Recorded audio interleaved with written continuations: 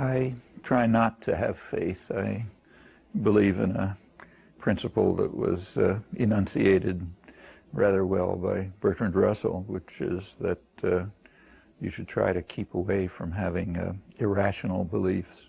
You should believe some things that for which you can find some evidence or some support, apart from commitment to principles like equality and freedom and justice and so on. Those, I wouldn't say that's faith. Those are things you're committed to.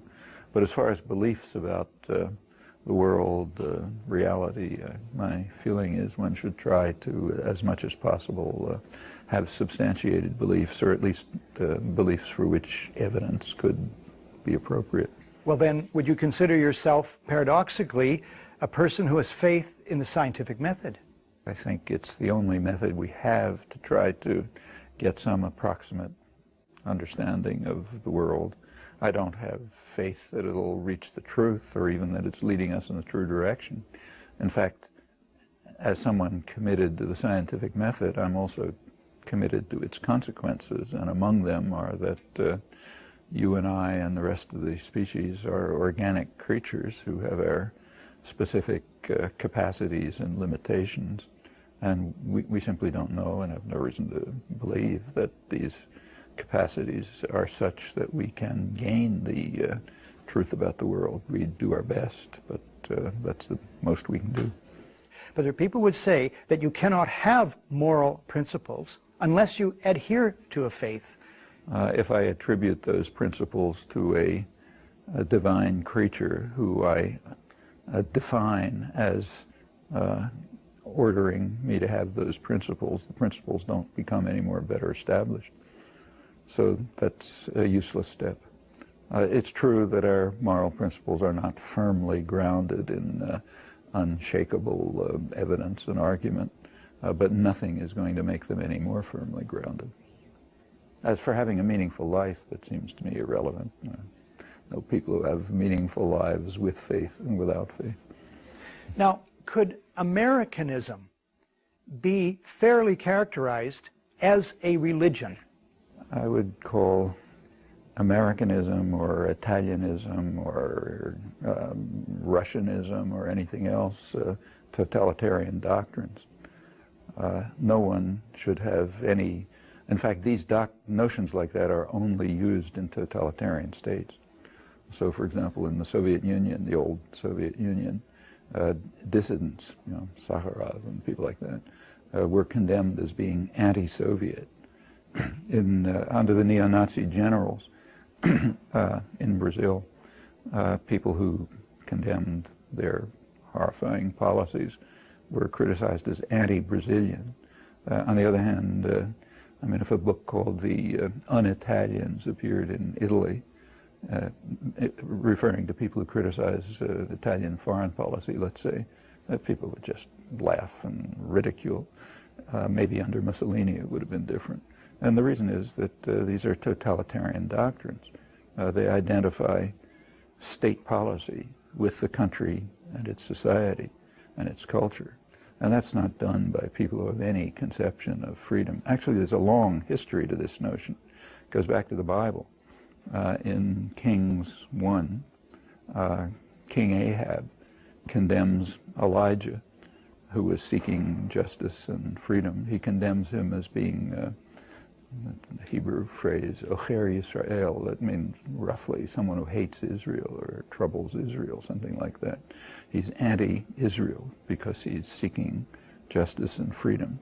And that's the origin of the concept, and it has an inglorious history from King Ahab right through the Soviet Union and up to today, and we should avoid it, at least if we want to identify ourselves with the ideals of Elijah and not King Ahab. If your concept of America is that it should be a violent, destructive, racist state that seeks to achieve the ends of those in power by any murderous or other means that it has, and that is quite happy to have, say, 30 million people hungry and 40 million without health insurance and so on. If that's your concept of America, then yes, you should call Martin Luther King un-American.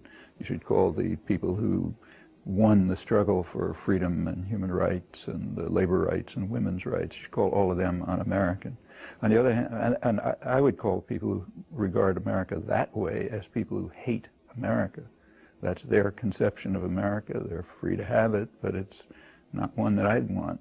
If by America you mean the people who have the actions and the people who have in fact won a quite remarkable degree of freedom over the centuries, in fact beyond any other country that I know, not by a gift, but by constant hard struggle and dedication, and have achieved at least some measure of justice and want more, and who are opposed to aggression and violence. If that's your conception of America, fine, then I'm pro-American. But there's no answer. It depends which America you mean. It's like King Ahab again. If your concept of Israel is King Ahab's concept, then Elijah is anti-Israeli. If your conception of Israel is Elijah's concept, then Ahab hates Israel. But there's no answer. You take your choices. How important are George W. Bush's religious beliefs as they relate to U.S. foreign policy?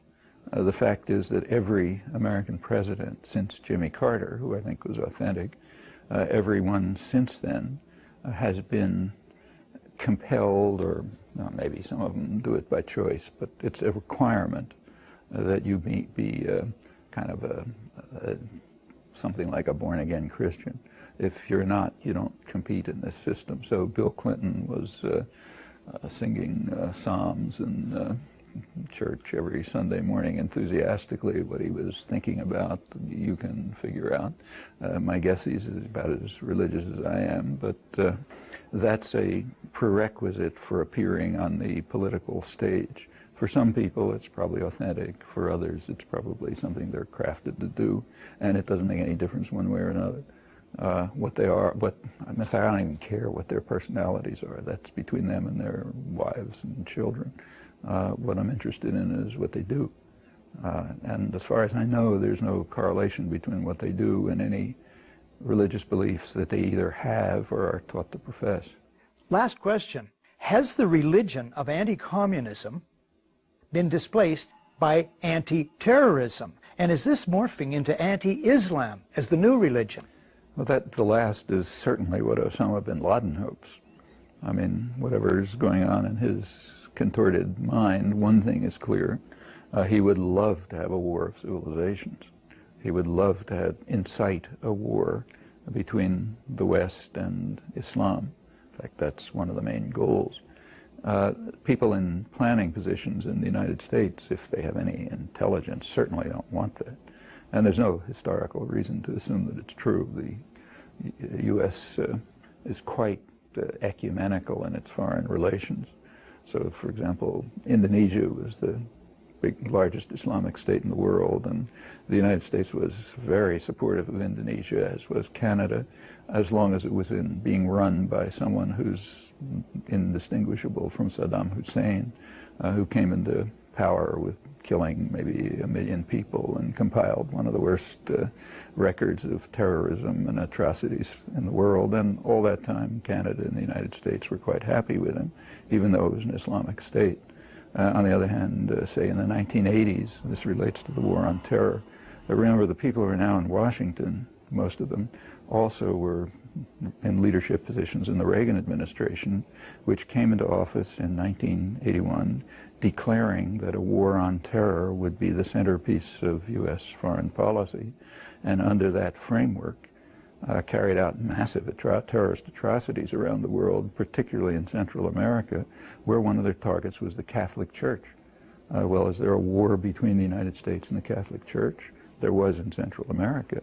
And in fact, it's more than symbolic that the horrible decade was opened with the assassination of an archbishop who had become a voice for the voiceless, and ended with the brutal murder of 6 leading Jesuit intellectuals by elite forces armed and trained by the United States.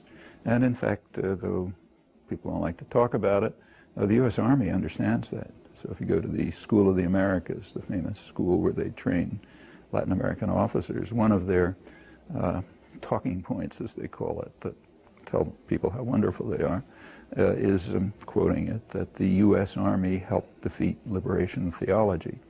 And that's true. There was a war between the U.S. military and the Latin American Catholic Church, which had adopted a preferential option for the poor and was working to help poor people, so they had to be slaughtered. We wouldn't conclude that there's a war between the United States and the Catholic Church. It's just that if the Catholic Church was working to organize and help poor peasants, yes, it becomes an enemy, just as if they called themselves communists or if they called themselves anything else. As for the current war on terror, we should bear in mind that it is a redeclared war, redeclared in the same rhetoric as 20 years earlier by very much the same people. We have a record of what they did during the first phase of the war on terror. It's very recent, actually continues through the 1990s, and it's just elementary sanity to look at that record and those people and their declarations and make some judgments about the redeclared war. Thank you very much, Mr. Chomsky. Thanks. Noam Chomsky recently celebrated his 74th birthday. Happy belated birthday.